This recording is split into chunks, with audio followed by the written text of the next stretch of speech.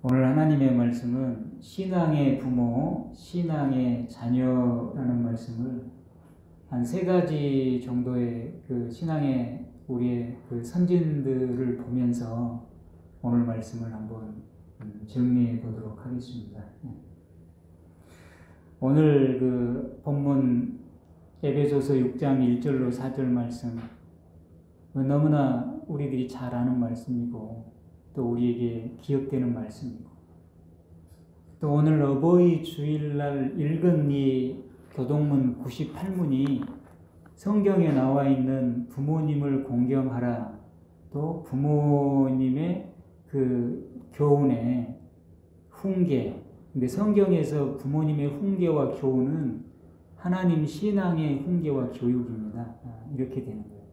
이런 부모님의 신앙 교육에 순종하라. 그리하면 하나님의 큰 은혜와 축복이 있을 것이다. 하고 아주 잘 낱낱이 뽑아가지고 교동문을 너무 잘 만들어놨어요. 읽기만 해도 그냥 공부가 다 되고 은혜가 넘치고 그렇습니다. 그런데 이제 이 어버이 주일을 맞아서 이제 오늘은 두 가지 말씀드린 대로 두 가지 관점, 부모의 관점과 자녀의 관점 이렇게 우리 믿음의 선진의 예를 한번 보면서 우리의 신앙과 또 우리 가정에 대해서 참조를 해보도록 하겠습니다. 먼저는 아브라함의 가정을 보면 아브라함이 자녀가 없었다라는 것을 우리가 잘 알고 있고 그래서 이 자녀라는 것도 하나님이 우리에게 주시는 것이다 라는 걸 우리가 잘 알잖아요. 자녀는 하나님의 기업이다. 시편 127편에 나와 있잖아요. 그래서 이 자녀가 없어서 하나님 앞에 기도했는데 아브라함은 하나님의 기도를 엄청 늦게 들어줬어요. 우리들의 계산법으로는 참 늦게 들어줬죠. 우리들의 생각으로는 너무너무 하나님의 기도를 늦게 들어주신 거야. 그런데 하나님의 섭리와 역사에서 보면 조금 더 늦지도 않고 조금 더 빠르지도 않는 정확한 때에 하나님께서 아브라함에게 이삭을 주신 줄로 믿습니다. 그래서 우리가 꼭 기억해야 될 게 우리는 우리의 시간표대로 하나님을 끌고 다니려고 하는데 그것은 절대 맞지 않습니다. 하나님이 왜 우리의 시간표대로 안 해주겠어요? 그것이 우리에게 합당하지 않기 때문에, 좋지 않기 때문에. 그래서 가장 좋은 것은 하나님의 시간표에 우리의 시간표를 맞추는 것이다 라는 것을 깨닫고 주님의 인도하심에 순종할 줄 아는 그 믿음이 저희에게 있기를 바랍니다. 근데 그 믿음 좋은 아브라함도 하나님의 시간표에 자신의 시간표를 못 맞췄어요. 그럼 우리가 잘 알잖아요. 그래서 참 믿음으로 산다는 것이 저도 그렇고 우리 모두도 그렇고 매우 어려운 일이죠. 그래서 항상 우리가 기도하고 노력하고 또 말씀으로 내 자신을 치고 항상 교육해야 되죠. 창세기 15장 2절을 보면 아브라함이 이렇게 고백합니다. 하나님, 저는 자식이 없사오니 저의 상속자는 다메섹 사람 엘리에셀입니다. 이렇게 이제 고백을 해요. 엘리에셀이 아브라함의 그 가정에 있어서 그 가정 총무와 같은 그런 역할을 했던 중요한 그 일꾼이다, 청직이다. 이렇게 우리가 알 수 있겠죠. 그런데 이제 창세기 24장을 보면 아브라함이 아마도 이 본인이 상속자라고 생각했던 자신의 집에서 일하는 종이었던 엘리에셀을 이제 보내는 것 같아요. 이삭을 얻은 후에. 그래서 엘리에셀에게 아브라함이 맹세를 하게 하고 그 다음에 무슨 얘기를 합니까? 너는 내 고향, 내 족속에게로 가서 내 아들 이삭을 위하여 아내를 택하라. 이런 아브라함이 그 명령을 내리거든요, 한마디로. 그러면서 맹세를 하게 합니다. 그 맹세는 허겁지 맹세, 이렇게 성경에 나와 있는데 이것은 절대로 어기면 안 된다는 그 맹세법이에요. 구약에. 그러니까 아브라함은 신앙의 부모로서 신앙의 자녀를 택할 때 어떤 자녀를 택했습니까? 신앙의 자녀를 택하는 부모의 모범을 우리에게 보여주었다라는 거예요. 아브라함이 엄청난 그 갑부라는 것을 알죠. 부자라는 것을. 정말 당시는 지금처럼 뭐 큰 세력의 왕이 없어서 군소 그런 왕들이 많았지만 그런 왕들하고 싸울 정도 된 사람이 아브라함 아닙니까? 자기 집에 군사를 길렀는데 몇 명이었어요? 수백 명의 군사를 길렀어요. 그 정도면 보통 재력이 아닌 것입니다. 그러면 상식적으로 생각을 해보면 가나안 땅에 거주하는 아브라함이 이 가나안 땅에서 앞으로 자손 대대로 하나님이 주신 그 엄청난 축복과 그 소유를 복을 유지하고 살기 위해서는 어떤 전략을 짜야 하겠습니까? 그 가나안 땅에 있는 자기 아브라함의 근처에 있는 그런 그 엄청난 그 세력가들 그런 사람들하고 어떻게 서로 연대를 맺어야 그 가나안 땅에서 더 아브라함이 안전하고 그리고 탄탄하게 미래를 향해 나아갈 수가 있는 그런 것을 우리가 생각해 볼 수 있잖아요. 쉽게 생각해 보면 너무나 뻔한 거잖아요. 그죠? 그런 가나안 땅에 있는 아주 아브라함과 같은 엄청난 가문을 만나서 같이 이제 힘을 합쳐야 가나안 땅에서 아브라함이 생존할 수가 있겠죠. 아브라함은 가나안 땅 출신이에요? 아니에요? 아니죠. 지금 하나님이 가나안 땅을 주셔서 가나안 땅은 아브라함에게 있어서 이방의 땅인 거예요. 이방의 땅이 아니라 뭐죠? 그 객지인 거예요. 객지 한마디로. 그렇죠. 고향이 아닌 거예요. 거기서 생존하려면 그 지역에 유지하고 결혼을 맺어야 되는데 아브라함은 어떻게 했습니까? 방금 창세기 24장 4절 말씀처럼 그 자신의 종에게 상속자로 택하려고 했던 그 종에게 절대로 어기면 안 되는 굳은 맹세를 하게 하면서 한 그 약속이 뭡니까? 내 고향, 내 족속에게로 가서 내 아들을 위해서 아내를 꼭 데려오너라.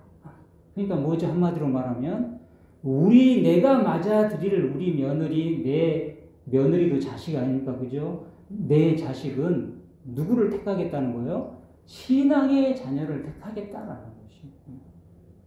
할렐루야. 이것을 아브라함을 통해서 배울 수 있어요. 부모인 아브라함을 통해서 아브라함이 어떻게 부모로서 신앙의 부모로서 어떤 모습을 보여주었는지 또 우리가 어떻게 살아야 하는지 아브라함이 보여주고 있잖아요. 이렇게 아브라함이 신앙의 부모로서 이런 역할을 하니까 이삭은 어떻게 했어요? 또 신앙의 자녀로서 어떻게 그 아버지의 그 신앙을 이어받아가지고 이삭의 가정이 성경 속에서 이삭처럼 온유한 사람은 없었다라는 말이 나올 정도로 굉장히 온유한 그런 성품으로서 복된 믿음의 가정을 이루어 갔잖아요. 약속의 자손으로. 그러니까 부모로서의 아브라함은 이 신앙의 부모로서 세상의 어떤 생존법이나 어떤 것보다 가장 중시한 게 신앙의 자녀를 맞아들이는 모습을 보여줬고 그 신앙의 자녀를 택해준 그 아버지의 뜻을 받들어 이삭은 부인인 리브가와 함께 평생 하나님 모시고 또 하나님 믿으면서 하나님의 복을 받으면서 이삭의 복 중에 대표적인 복 하나로 정리하면 몇 배의 축복이죠? 100배의 축복을 받았잖아요. 100배의 결실. 그런 복을 이루면서 아름답고 복된 가정을 이루어갔다는 것이죠.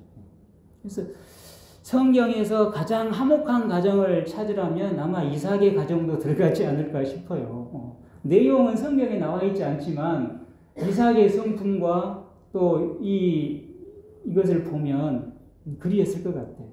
그런데 아브라함의 가정은 화목했지만 이삭처럼 화목하지는 않았죠. 아브라함에게는 어떤 가시가 있었어요? 하나님 말씀을 어기고 하갈이라는 첩을 맞이해가지고 이스마엘이라는 아들을 낳음으로써 아브라함의 가정에 큰 불화가 생겼잖아요. 아픔이 있었죠. 그렇지만 이삭의 가정은 그 아버지의 엄청난 그 재력을 물려받으면서도 또 신앙까지 함께 물려받아가지고 어떤 것도 없이 하나님의 축복을 이루어가는 그런 이삭의 신앙의 자녀의 복된 모습을 이루어갔다. 그래서 성경 속에서 온유한 사람 그러면 우리는 어떻게 이삭을 생각할 수 있고 또 모세도 온유한 사람 이렇게 우리가 또 생각할 수도 있죠. 두 번째 우리가 배울 수 있는 신앙의 부모 입장에서 보면 한나를 생각해 볼 수가 있습니다. 한나는 우리가 잘 알죠. 한나가 첫째 부인이었어요? 둘째 부인이었어요? 첫째 부인이었어요. 한나는 첫째 부인이었는데 자식이 없었어요. 이걸 우리가 너무 잘 알잖아요. 그래서 한나의 기도를 우리가 알고 있죠. 근데 한나가 그 자녀가 없어서 그 고통을 당하면서 하나님 앞에 기도할 때 서원 기도를 했잖아요. 한나가. 무슨 기도를 했습니까? 하나님이 저에게 자식을 주면 어떻게? 평생 하나님께 바치겠다. 이제 이 말이 그의 평생에 여호와께 드리고 이렇게 말씀하고 기도하고 있거든요. 삭도를 머리에 대지 아니하겠나이다 라는 말은 구별된 신앙인으로 살게 하겠습니다 라는 뜻이거든요. 이제 이 약속을 하나님께 했잖아요. 그러니까 아브라함도 그러죠. 자녀가 아브라함의 인간의 시간표로는 늦었잖아요. 근데 하나님의 시간표로는 정확한 시간에 주셔서 믿음의 후손을 이루어 갔잖아요. 약속의 자손을. 한나도 마찬가지예요. 한나의 시간표에는 엄청 느려서 하나님 앞에 괴로워하며 기도를 했지만 하나님의 시간표는 정확한 것입니다. 왜냐하면 이런 과정을 통해서 한나에게 하나님의 자녀를 주어야 그 자녀가 누가 되는 거예요? 사무엘이 되는 것입니다. 그렇지 않으면 사무엘이 될 수가 없는 거예요. 그래서 그렇지만 우리 인간은 하나님 시간표를 모르니까 내 시간표에 다급해서 거기서 늘 우리가 고통을 겪고 거기서 우리가 또 아픔을 느끼면서 살잖아요. 근데 우리가 성경을 보면서 좀 더 우리의 시야를 믿음의 시야로 넓혀보면 하나님은 정확하시고 하나님의 시간표가 우리에게 가장 합당한 것이고 그것이 정답이라는 것을 우리들이 깨달을 필요가 있다는 것이죠. 한나는 이렇게 신앙의 부모로서 하나님 앞에 약속을 했어요. 하나님 앞에 신앙의 약속을 한 겁니다. 이 자녀를 신앙으로 기르겠다. 하나님께 드리겠다. 그리 기도했는데 한나가 그 많은 고통을 겪었다는 걸 알잖아요. 그 기도가 금방 응답이 안 됐다는 걸 우리들이 잘 알죠. 그 고통 속에 살다가 하나님께서 한나에게 기도 응답을 딱 해줬어요. 해줘가지고 사무엘이라는 아이를 준 거예요. 근데 아이를 줬는데 한나가 어떻게 했어요? 아이를 기르다가 젖을 뗀 이후에 어떻게 했어요? 하나님께 약속한 그대로 신앙의 부모로서 하나님께 약속한 그대로 사무엘을 어떻게 하나님 전에 올려보냈다라는 것이죠. 하나님께 드렸다라는 것이죠. 그런데 한나가 기도해서 하나님이 자녀를 사무엘을 주셨고 그래서 한나가 사무엘을 하나님께 드렸다 이렇게 생각하면 그냥 그저 그런 것 같은데 좀 더 깊게 한번 들어가 보면 여기는 엄청난 그런 믿음의 결단과 그리고 그런 애절함과 그 아픔이 그 안에 있는 것입니다. 그리고 하나님을 향한 그 간절한 믿음이 있는 거예요. 보세요. 한나는 자녀가 없고 분인나는 자녀가 있어가지고 고통을 당했잖아요. 그리고 하나님 앞에 수년을 얼마인지는 모르지만 상당한 세월을 그 기도를 했잖아요. 10년 정도가 아니에요. 훨씬 더 된 거예요. 분인나의 자식이 성장을 했으니까 얼마나 세월이 갔겠어요. 그렇게 해서 하나님이 자녀를 줬어요. 약속을 했어요. 하나님께 드린다고 신앙의 약속을 한 겁니다. 신앙의 부모로서. 근데 막상 자녀를 주셨어. 얼마나 귀하겠어요. 얼마나 기쁘겠어요. 그 준 자녀를 잠깐 1, 2년 기르다가 뭐 하나님 앞에 데려다 놓기가 쉽겠어요? 어렵겠어요? 쉽지 않죠. 정말 어렵죠. 그렇지 않습니까?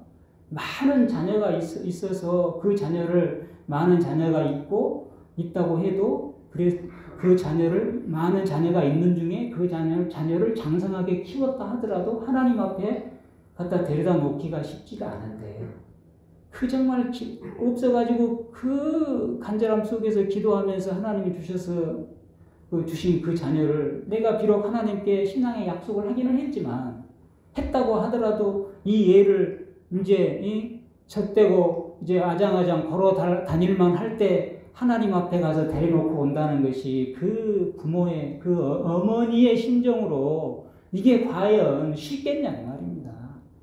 엄청나게 어려운 일이죠. 굉장히 어려운 일이죠. 그런데 어떻게 한나는 신앙의 부모로서 하나님 앞에 드린 약속을 어떻게 했어요?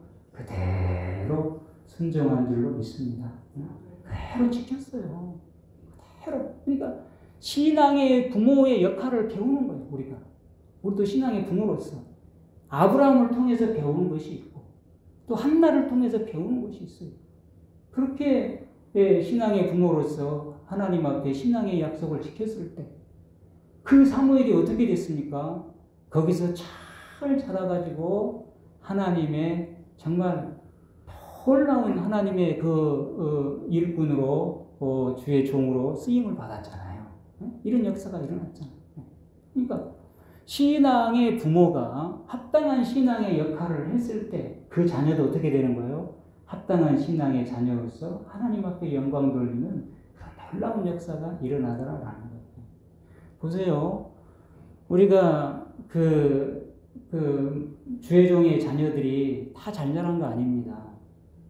우리가 눈에 보기에는 착한 주의 종의 자녀들만 보니까 그렇지 목회자 자녀들을 다 전수조사해가지고 그 안에 들어가 보면 정말 곤란한 그런 경우도 굉장히 많습니다. 왜냐하면 이 아이들이 어려서부터 목회자 자녀라는 그런 압박감 속에서 생활을 하는 거예요. 또 그런 환경 속에서 사는 것입니다. 이게 쉽지가 않은 거예요, 이게. 그리고 목회자 가정이 다 평안한 것이 아니에요. 다 평안한 것이 아니에요. 목회자 가정도 막 맨날 싸우고 사는 가정도 되게 많아요. 그러니까 이게 목회자 가정이라고 자녀들이 다 잘 자란 거예요. 사무엘도 마찬가지예요. 하나님의 전에 갖다 놨다고 사무엘이 되는 거 아니에요. 우리가 아는 사무엘이. 그렇게 되는 게 아니에요. 뭐예요? 한나의 그 어머니의 신앙의 부모의 그런 그 신앙과 믿음과 그 하나님 앞에 그 믿음을 지켰기 때문에 그 드린 어린아이가 사무엘이 된 거예요. 그래서 하나님의 역사를 이루어 간 거예요. 이제 마지막으로 볼 신앙의 부모는 우리가 나오미를 볼 수가 있어요. 룻기서 1장을 보면 우리가 잘 알잖아요. 그 엘리멜렉이라는 사람이 그 부인이 이제 나오미인데 나오미의 이름의 뜻은 뭐죠? 기쁨이라는 뜻이죠. 기쁨. 근데 두 아들이 있었잖아요. 말론하고 기럝이라는 두 아들이 있었어요.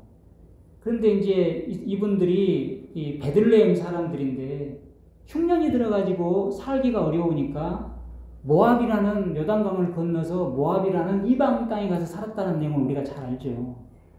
그때 이제 이방 땅으로 갔는데 먹고 살기 위해서 이방 땅으로 갔는데 거기서 잘 됐으면 좋은데 그 남편 엘리멜렉도 죽고 두 아들 말론하고 기럝까지 다 죽었어요. 우리가 잘 알죠? 두 아들이 다 결혼을 했잖아요. 그래서 첫째 며느리가 오르바고 둘째 며느리가 누구예요? 룻이죠. 룻. 우리가 잘 알아요. 그런데 이 세 남자가 다 죽은 거예요. 다 죽고 세 여자만 남은 거예요. 시어머니하고 며느리 둘만 남은 거예요. 세 여자만 남았어요.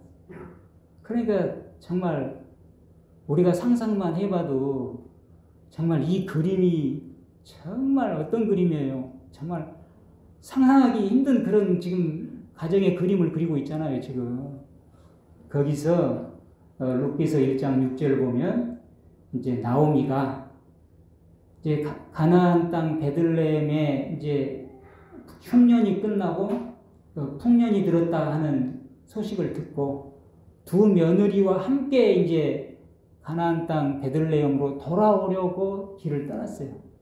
나오미의 생각은 두 며느리를 데리고 고향으로 돌아오는 것이었어요. 처음 생각은. 그런데 한참 오다 보니까 나오미 마음에 어떤 생각이 들었어요?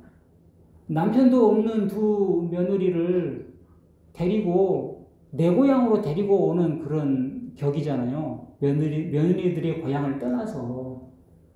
그러니까 나오미가 이제 그 두 며느리들에게 이야기를 하잖아요. 처음에는 함께 오려고 했는데 부모가 자식을 부모 마음대로 막 끌고 다닐 수는 없는 거잖아요. 자식들의 의사도 중요하잖아요. 그래서 나오미가 두 며느리에게 오다가 나는 내 집으로 돌아갈 테니까 너희들은 너희 어머니의 집으로 돌아가라 라는 이야기를 해요. 이제 그 말은 뭐겠어요? 처음에 나오미가 두 며느리를 데리고 오려고 했어요? 안 데리고 오려고 했어요? 데리고 오려고 했어요. 나오미의 마음은 두 며느리와 함께 오는 것이었어요. 그래서 길도 떠났어요. 근데 길을 가다 보니까 우리가 자녀들을 기르고 교육을 할 때 부모 마음대로 끌고 다니면 안 되는 거예요, 이거. 그래서 도중에 두 며느리에게 너희의 길을 너희가 선택하라. 선택할 기회를 준 거예요. 선택할 기회를. 그때 큰 며느리는 선택의 기회를 받으니까 자기 고향으로 돌아갔고, 우리가 잘 아는 대로 이제 둘째 며느리 룻은 고향으로 돌아가지 아니하고 어머니와 함께 이제 베들레헴으로 돌아왔잖아요. 그 이야기를 우리가 알고 있잖아요. 이걸 보면서 우리가 신앙의 부모로서 우리가 배워야 될 게 뭐냐면, 오늘 본문에도 나와 있잖아요. 너희 자녀를 어떻게 하라고 했어요? 노엽게 하지 말고 오직 주의 교훈과 훈계로 양육하라 이랬거든요.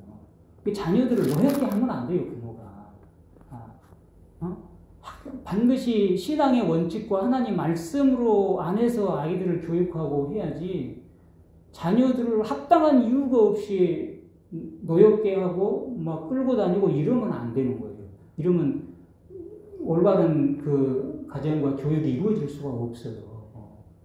그래서 그런 것을 우리 나오미를 통해서 배울 수가 있는 거예요. 얼마나 혼자 오고 싶겠어요? 남편도 죽고 두 아들도 죽고 고향으로 돌아오는 그 늙은 그 어머니의 마음이 얼마나 쓸쓸하고 얼마나 창피하기도 하겠죠.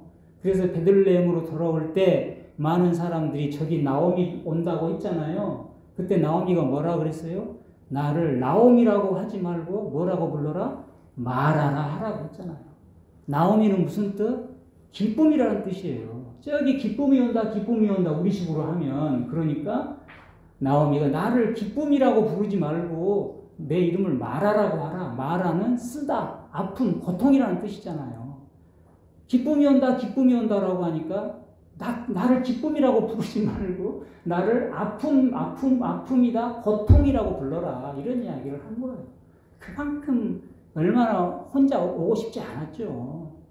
그렇지만 부모로서 자녀들에게 내 입장만 생각하는 것이 아니라 자녀들이 어떻게 해갈지 선택의 기회를 주는 거예요. 그랬을 때 뭡니까? 하나님의 역사에서 오르바는 떠났지만 룻은 이제 나오미와 함께 있잖아요. 그러면서 룻이 뭐라고 그랬습니까? 룻기서 1장 16절을 보면 룻이 이르되 내게 어머니를 떠나며 어머니를 따르지 말고 돌아가라 강권하지 마옵소서. 어머니께서 가시는 곳에 나도 가고 어머니께서 머무시는 곳에서 나도 머물겠나이다. 이렇게 얘기를 하죠. 어머니의 백성이 나의 백성이 되고 어머니의 하나님이 나의 하나님이 되시리니 어머니께서 죽으시는 곳에서 나도 죽어 거기 묻힐 것이라. 만일 내가 죽는 일 외에 어머니를 떠나면 하나님께서 내게 벌을 내리시고 또 벌을 내리시기를 원하나이다. 이렇게 얘기를 하는 거예요. 그러니까 부모는, 신앙의 부모는 자녀를 막 억지로 끌고 다니면 안 되고, 신앙 안에서 하나님 말씀으로 교육을 하되 자녀들에게 선택권을 줘야 돼요. 선택의 기회를 주고, 신앙의 자녀는 룻을 통해 배우듯이 부모를 오늘 공경하라고 했는데 어떻게 공경해야 돼요? 사무엘도 그렇고 이삭도 그렇듯이 첫째는 신앙적으로 공경을 해야 돼요. 신앙의 자녀는 신앙적으로 공경을 해야 되고, 또 어떻게 공경해야 됩니까? 심리적으로, 인격적으로, 내면적으로 공경을 해야 돼요. 부모를. 룻이 바로 그러고 있잖아요. 어머니를 심리적으로, 인격적으로, 내면적으로 공경을 한 거예요. 항상 어머니를 그 외롭고 쓸쓸하게 돌아갈 그 어머니를 그 마음으로 지지한 거예요, 이건. 그 어머니의 인격을, 그 마음을 공경을 한 거예요. 도와준 거예요. 그리고 마지막으로 뭡니까? 물질적으로 공경을 한 거예요. 늙은 어머니 혼자 가서 어떻게 살 거예요? 자기가 가야죠. 함께 가야죠. 그래야 어머니가 살 수 있잖아요. 룻을 통해 배울 수 있는 게 신앙의 자녀로서 신앙적으로 어머니를 공경했고, 또 심리적으로 나오미의 마음이 얼마나 지금 파탄이 나 있겠어요. 그 마음을 심리적으로, 인격적으로, 내면적으로 공경하고 지지해 준 거예요. 그리고 세 번째로는 늙어서 생계가 어려운 그 어머니를 함께함으로 물질적으로 공경을 이루어 준 거예요. 이런 이 부모의, 신앙의 부모의 모습과 신앙의 자녀의 모습이 하나로 연결이 되니까 거기서 이제 어떤 작품이 만들어집니까? 하나님의 놀라운 그런 작품이 만들어져서 이 나오미가, 룻이 낳은 아들이 누가 되는 거예요? 예수님의 조상이 되고 다윗의 조상이 된 거예요. 다윗의 할아버지가 된 거예요. 이런 하나님의 역사가 일어난 거예요. 그래서 말씀을 마칩니다. 오늘 이 어버이주의를 통해서 신앙의 부모와 신앙의 자녀, 이 두 가지 이 테마를 이 세 가정의 그 신앙의 부모 자녀 역할을 통해서 우리가 살펴보았는데, 이들의 이 모범을 우리도 배워서 우리 예담교회도 부모는 신앙의 부모로서의 복된 합당한 길을 가고, 자녀들은 신앙의 자녀로서의 또 복된 하나님의 자녀의 길을 가서 신앙의 부모와 신앙의 자녀가 만났을 때 거기서 엄청난 시너지 효과가 나타났잖아요. 아브라함의 가정도 그렇고 한나와 사무엘의 가정도 그렇고 또 나오미와 룻의 가정도 엄청난 거기서 하나님의 축복의 플러스 효과가 나타났잖아요. 이런 하나님의 은혜와 축복을 누리는 우리 예담교회 저희 모두 이 땅의 그리스도인 되기를 간절히 소망하고 축복합니다. 아멘.